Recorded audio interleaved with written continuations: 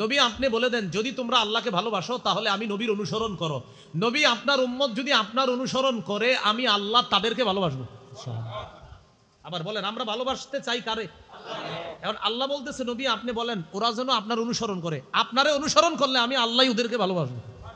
আমরা ভালোবাসতে চাই কাকে? আর আল্লাহ বলতেছে তোমরা আমার নবীর অনুসরণ করো আমি তোমাদেরকে ভালোবাসবো। সুবহানাল্লাহ। তাহলে গুরুত্বপূর্ণ কথা ওটা বেশ বড় জরুরি। আল্লাহ আমাদেরকে ভালোবাসবে। সুবহানাল্লাহ। কিভাবে? নবীর অনুসরণ। আশকালাল আইনাইন, চোখের এই দুই পাশে হালকা লালিমা লালিমা ভাব। আদআজাল আইনিনা, নবীজির চোখের মাঝখানের মণি ছিল কালো কালো, আর পাশে হালকা লালিমা ভাব। চোখের সৌন্দর্যতা এত বেড়ে যাইতো যে কেউ দেখলে আল্লাহ রাসূলের চোখের প্রেমে পড়ে যেতে বাধ্য হবে। চোখ মুবারক ছিল এত সুন্দর। এবার নবীজির চোখের কোনাগুলো কেমন ছিল? আমরা বাচ্চাদেরকে কি করে দেশ গ্রামে কাজল দেয়, সুরমা দেয়, আমাদের নবীর চোখ ছিল কেমন দেখে। জাবের ইবনে সামুরা রাদিয়াল্লাহু তাআলা আনহু বলেন কুনতু ইযা নাযারতু ইলাইহি কুলতু আকহালাল আইনাইন ওয়া লাইসা বিআকহালা, আমি নবীজির দিকে তাকাইলে মনে করতাম তার চোখে সুরমা দেওয়া। ভালো করে লক্ষ্য করে দেখতাম আসলে সুরমা দেওয়া না, আল্লাহ বানাইছে চোখ এমন সুন্দর। মানে সুরমা ছাড়াই মনে হতো যে সুরমা দেওয়া, এমন সুন্দর চোখ বানাইছে। দুই চোখের মাঝখানে নাক। আকনাল ইরনিনা লাহু নূরুন ইয়ালু, নাক ছিল হালকা উঁচু যেন মনে হতো নূর চমকাচ্ছে। ওসামা ভাই যেটা বলছে, হ্যাঁ, নাক দেখলে মনে হতো নূর চমকাইতেছে। আবার মনে রাখবেন কাউকে নূর বললে নূরের তৈরি হয় না, নূর বললে নূরের তৈরি হওয়া আবশ্যক হয় না। এমন অসংখ্য উদাহরণ আছে যেগুলারে আল্লাহ নূর বলছে, নবী নূর বলছে, কিন্তু এগুলা নূরের তৈরি না। এখান থেকে বোঝা যায় কোন জিনিসকে কাউকে নূর বললে নূরের তৈরি হওয়া আবশ্যক হয় না। নূরের তৈরি হওয়া কি হয় না? আবশ্যক হয় না। গাল ছিল কেমন? সাহলাল খাদ্দাইন, দুই গাল ছিল সমান। কাত্তাল লিহিয়া, দাড়ি মুবারক ছিল ঘন। এই হলো আপনার চেহারা মুবারকের বর্ণনা। এবার মুখের বর্ণনা আমরা শুনি।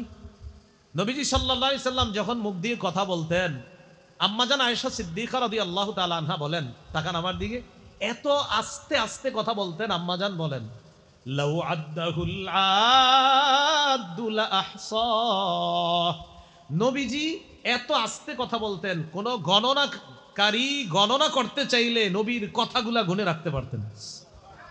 একটা, দুইটা, তিনটা, এইভাবে সুন্দর করে আল্লাহ রাসূল সাল্লাল্লাহু আলাইহি সাল্লাম কথা বলতেন। মুফাল্লাজাল আসনান, দাঁত মুবারক গুলো এত সুন্দর ছিল, দাঁত সামনের দাঁতের মাঝে হালকা হালকা ফাঁকা, কথা বললে মনে হতো মণিমুক্তা ঝরছে। মুখের থুতু ছিল কেমন?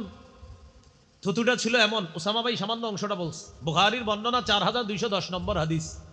খায়বারের যুদ্ধে মুসলমানদের বিজয় হচ্ছে না, রাসূলুল্লাহ সাল্লাল্লাহু আলাইহি সাল্লাম ঘোষণা করলেন লা উ'তিয়ান্নার রায়াতা গাদান রাজুলান ইফতাহুল্লাহু আলা ইয়াদাইহি ইউহিব্বুল্লাহা ওয়া ইউহিব্বুহুল্লাহু ওয়া রাসূলুহু, নবীজি বলেন আগামীকাল এমন এক ব্যক্তির হাতে আমি পতাকা দিব যার হাতে আল্লাহ তাআলা খায়বার বিজয় দান করবেন, যার বৈশিষ্ট্য তিনি আল্লাহকে ভালোবাসেন আর আল্লাহ এবং তার রাসূলও তাকে ভালোবাসেন। যার বৈশিষ্ট্য তিনি আল্লাহকে ভালোবাসেন, আল্লাহ এবং তার রাসূলও তাকে ভালোবাসেন। এবার হাদিসটার পরের অংশ শোনেন, ফাবাতান নাসু ইয়াদুকুনা লাইলাতাহুম কুল্লুহুম ইয়ারজু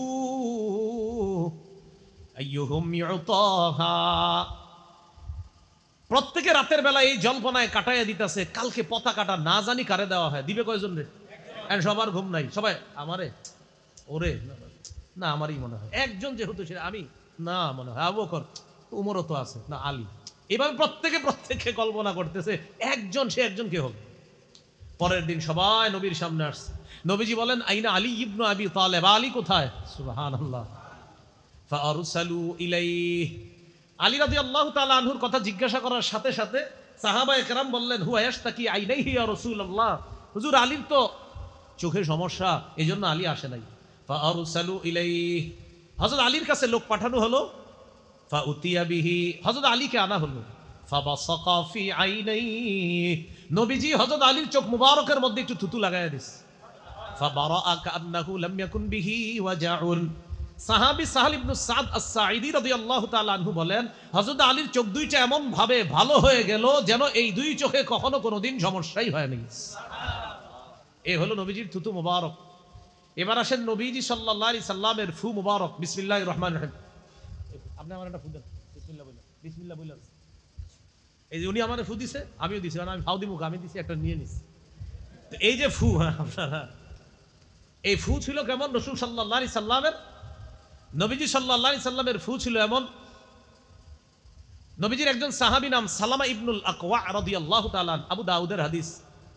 হাদিসের বর্ণনাকারীর নাম হলো ইয়াজিদ ইবনে আবি উবাইদ। তিনি বলেন নবীজির সাহাবী সালামা ইবনুল আকওয়ার পায়ের গোছার মধ্যে একটা ক্ষতের চিহ্ন দেখলাম।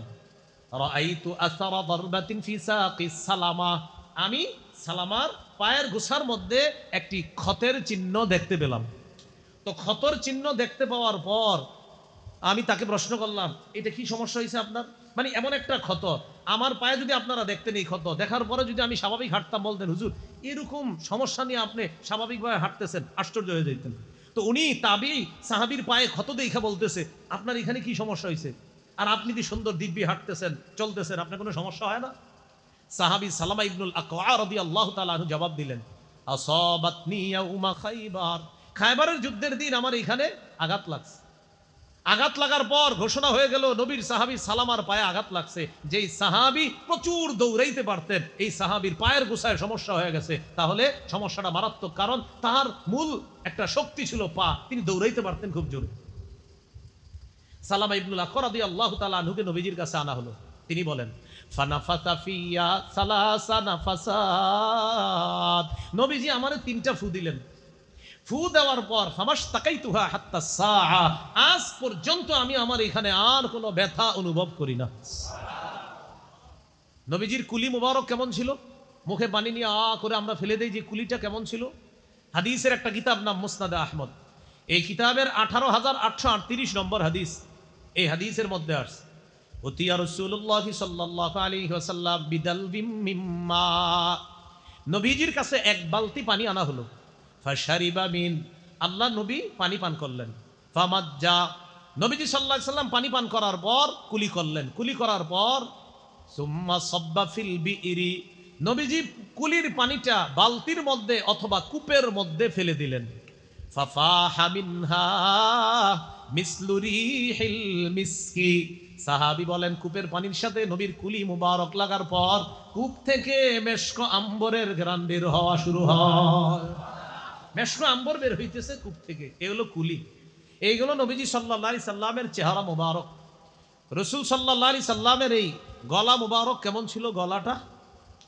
গলাটা ছিল এমন, কাআন্না উনুকাহু জিদুদুমিয়াতিন ফি সাফাইল ফিদ্দা, একটা খোলা রূপার প্লেটের মধ্যে একটা মণি মুক্তা বসায়া দিলে সৌন্দর্যতা কমবে না আরো বাড়বে? সাহাবী বলেন, কাআন্না উনুকাহু জিদুদুমিয়াতিন ফি সাফাইল ফিদ্দা, নবীজির গলাটা এত সুন্দর যেন আল্লাহ তাআলা একটা রূপার দেহের মধ্যে একটা মণি মুক্তা আল্লাহ বসায়া দিচ্ছে। এটা হলো নবীজির গলা মুবারক। এবার নবীজি সাল্লাল্লাহু আলাইহি সাল্লামের এই কাঁধ মুবারকে কি ছিল? সাহাবী বলেন, রাআইতুল খাতামা ইনদা কাতিফিহি মিসলা বাইদাতিল হামামা, কাঁধের মধ্যে কবুতরের ডিমের মতো ছোট্ট একটা মোহরে নবুয়ত দেখতে পেলাম। সুবহানাল্লাহ, এটাকে বলা হয় মোহরে নবুয়ত। এটা দেখলাম। এবার নবীজির বুক মুবারক কেমন ছিল? কানা রাসূলুল্লাহ সাল্লাল্লাহু আলাইহি ওয়াসাল্লাম আরিদাস সাদরি, নবীজির বুক মুবারক প্রশস্ত ছিল, দেখলে সুঠাম, দেখি একজন মুজাহিদ মনে হতো। আমাদেরও এরকম সুন্দর দেহের অধিকারী হওয়া উচিত, দরকার, প্রয়োজন। দাকিকাল মাসরুবা, বুক থেকে নাভি পর্যন্ত পশমের একটা চিকুন রেখা ছিল, যেমন কোনো শৈল্পিক সৌন্দর্য আল্লাহ রসুলের বুকের মধ্যে বসায়া দেওয়া হয়েছে, যেটা আমার রব অসাধারণ সুন্দরভাবে হাবিবের বুক থেকে নাভি পর্যন্ত আল্লাহ তাআলা বসায়া দিয়েছেন। চুল ওই যে মাঝখানে পশমটা, এটা। নবীজির পেট মুবারক কেমন ছিল? সাওয়া আল বাতনি ওয়াস সাদরি, বুক আর পেট সমান ছিল। বলেন, বুক আর পেট কি ছিল? সমান ছিল। আমরা ইয়াং যারা আছি, যুবক সহ সবাই, আমাদের পেট বুক সমান রাখা উচিত। আমাদের বাংলাদেশের মুফতি সাহেবরা কোনোদিন যদি জিহাদের ফতুয়া দেয়, তাহলে যেন আমাদের জিহাদে যেতে কোনো সমস্যা না হয়, তাই বুক আর পিঠটা এটা খুব সমান রাখতে হবে। কারণ আপনি ফতুয়া আসার পর যদি বিশাল বড় পেট হয়, তাতে বেরোতে সমস্যা হবে। এই জন্য আপনার উচিত আসলে স্বাস্থ্য সচেতন হওয়া। এশার নামাজের আগে খানা খেয়ে নেওয়া। এশার নামাজ কয় রাকাত? 4 রাকাত।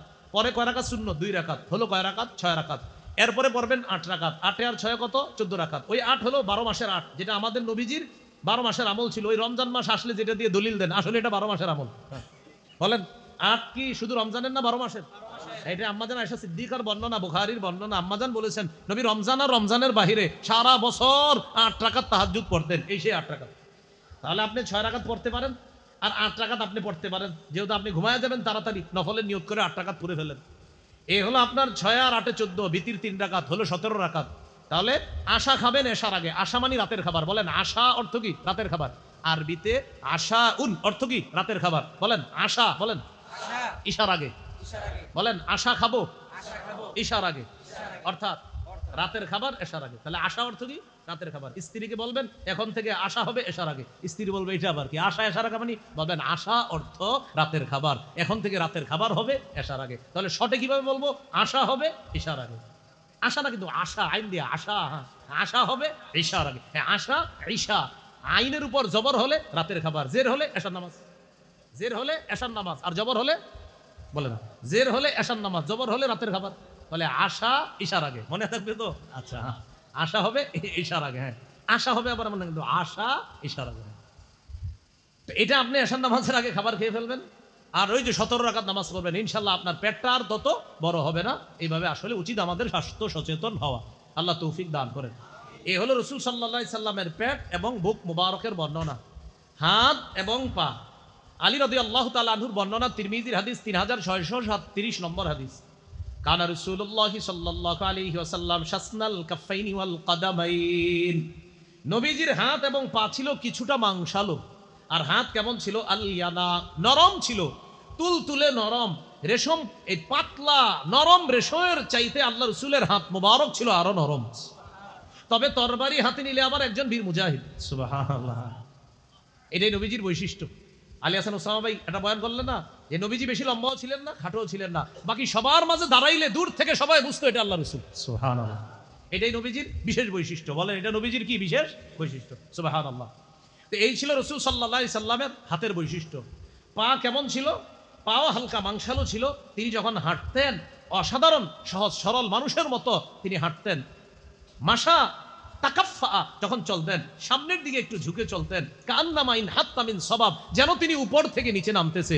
আসলে সমতল ভূমিতে হাঁটতেছে, কিন্তু বিনয়ী মানুষের মতো মনে হতো তিনি উপর থেকে নিচে নামতেছে। এইভাবে নিজেকে আল্লাহর একজন গোলাম হিসাবে আল্লাহ রাসূল পরিচয় দিতেন। এইগুলো আজকের 2 নম্বর আলোচনা, মনে আসেনি? 1 নাম্বার জন্ম, 2 নাম্বার গেল দৈহিক সৌন্দর্য। আজকে 3 নাম্বার আলোচনা, রাসূল সাল্লাল্লাহু আলাইহি সাল্লামের নবুয়ত নির্ধারিত কখন থেকে? বলেন কখন থেকে? বলেন নবীজির নবুয়ত নির্ধারিত। তাহলে এটা আজকে 3 নাম্বার আলোচনা। এই 3 নাম্বার আলোচনায় আমি 3টি দলিল পেশ করছি আপনাদের সামনে, খুব মন দিয়ে শোনেন। এটা 1 নম্বর প্রমাণ সূরা আলী ইমরানের 81 নম্বর আয়াত। সূরা আলী ইমরানের 81 নম্বর আয়াত প্রমাণ করে। বলেন সূরা আলী ইমরানের, বলেন 81 নম্বর আয়াত এ কথা প্রমাণ করে নবীজি সাল্লাল্লাহু আলাইহি সাল্লাম সৃষ্টির আগে থেকেই তার নবুয়ত নির্ধারিত। তাহলে নবীজি সাল্লাল্লাহু আলাইহি সাল্লাম সৃষ্টি করার, আল্লাহ তাকে সৃষ্টি করার আগে থেকেই তার নবুয়তটা কি বলেন তো? নির্ধারিত। দলিল কোন সূরার কত নম্বর আয়াত? 81 নম্বর আয়াত। আল্লাহ তাআলা বলেন وَإِذْ أَخَذَ اللَّهُ مِيثَاقَ النَّبِيِّينَ لَمَا آتَيْتُكُم مِّن كِتَابٍ وَحِكْمَةٍ। ওই সময়ের কথা স্মরণ করিয়ে দেন নবী, যখন আল্লাহ সব নবীদের থেকে ওয়াদা নিয়েছেন। লামা আতাইতুকুম মিন কিতাবিন ওয়া হিকমাহ, আমি যদি তোমাদেরকে কিতাব এবং হিকমত দান করি। দেখেন কি বলে, সব নবীদের থেকে আল্লাহ অঙ্গীকার নিছে, ও সকল নবীগণ আমি যদি আপনাদেরকে কিতাব এবং হিকমত দান করি। সুম্মা জাআকুম রাসূলুম মুসাদ্দিকুল লিমা মাআকুম, অতঃপর আপনাদের কাছে একজন রসুল আসে, সেই রসুল আইসা যদি আপনাদের সাথে কিতাবগুলাকে সত্যায়ন করে। সমস্ত নবীদেরকে আল্লাহ বলছে আমি যদি আপনাদেরকে কিতাব দেই এবং হিকমত দেই, অতঃপর আপনাদের কাছে একজন রসুল এসে সেই রসুল যদি আপনাদের সাথে থাকা কিতাবকে সত্যায়ন করে, লাতুমিনুন্না বিহি ওয়া লাতানসুরুন্না, তাহলে আপনারা এই রসুলকে বিশ্বাস করবেন এবং তাকে সাহায্য করবেন। এই কথার আপনি নবী স্মরণ করায়া দেন। আমি সব নবীদের কাছ থেকে এই অঙ্গীকার নিয়েছিলাম, আমি যখন আমার আমি যখন আপনাদেরকে কিতাব দিব, হিকমত দিব, কারে বলছে? সব নবীদেরকে। অতঃপর শেষ নবী আসার পর আপনাদের থাকে যে কিতাব আছে, এটা যদি সত্যায়ন করে আপনারা তাকে বিশ্বাস করবেন এবং তাকে সাহায্য করবেন। আমি আল্লাহ সব নবীরা এটা বলেছিলাম। সব নবীরা কি জবাব দিছে দেখেন।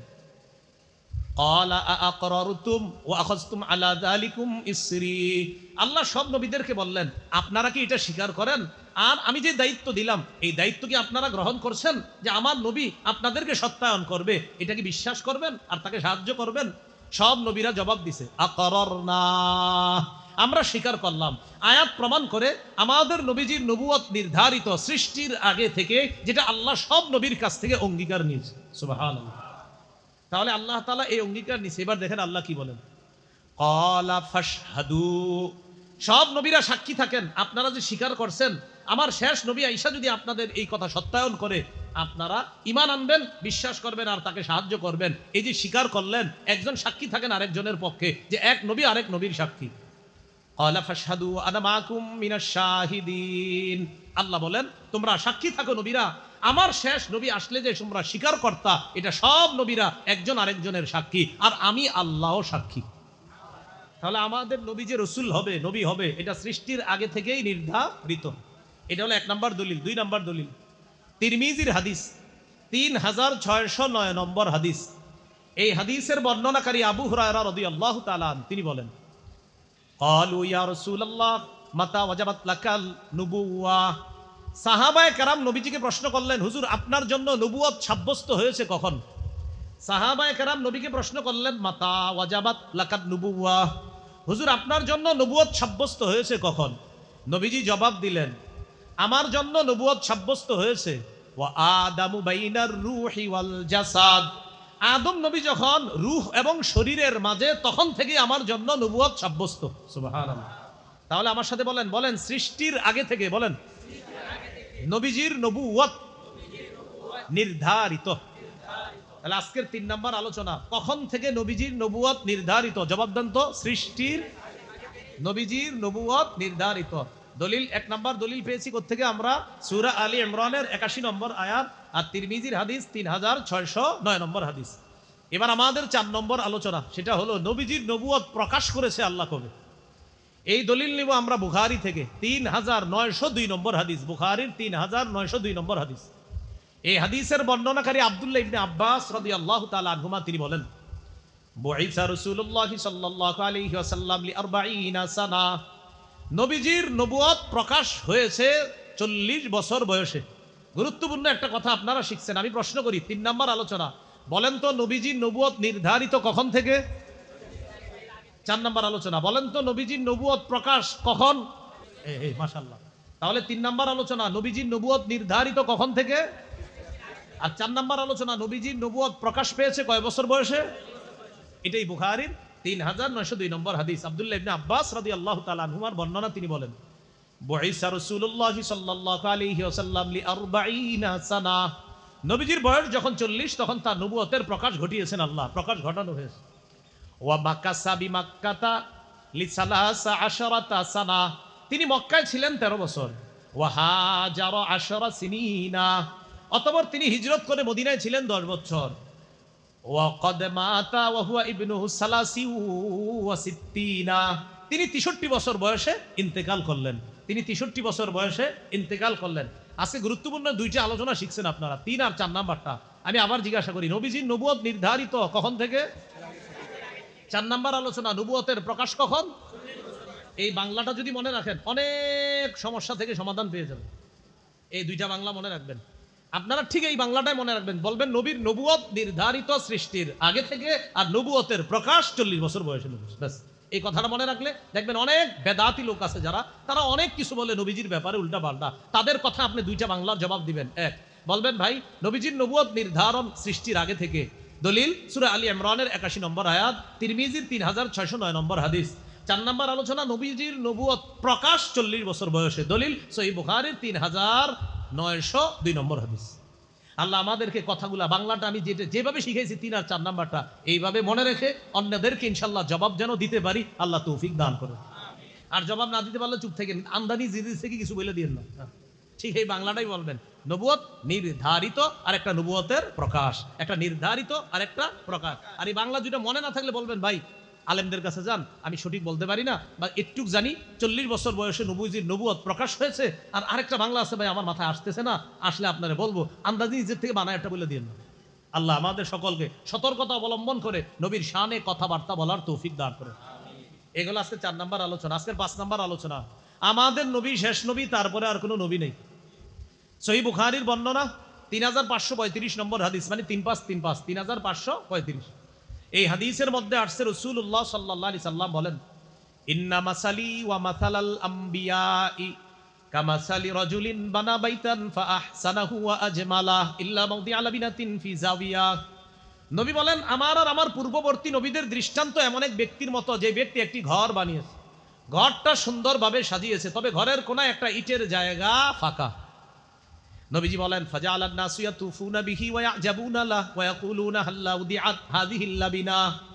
মানুষ এই ঘরটার চারপাশে ঘুরে আর আশ্চর্য হয়, ঘরের কোনায় একটা ইটের জায়গা কেন ফাঁকা, আর সবাই বলে ইটটা কেন লাগানো হলো না।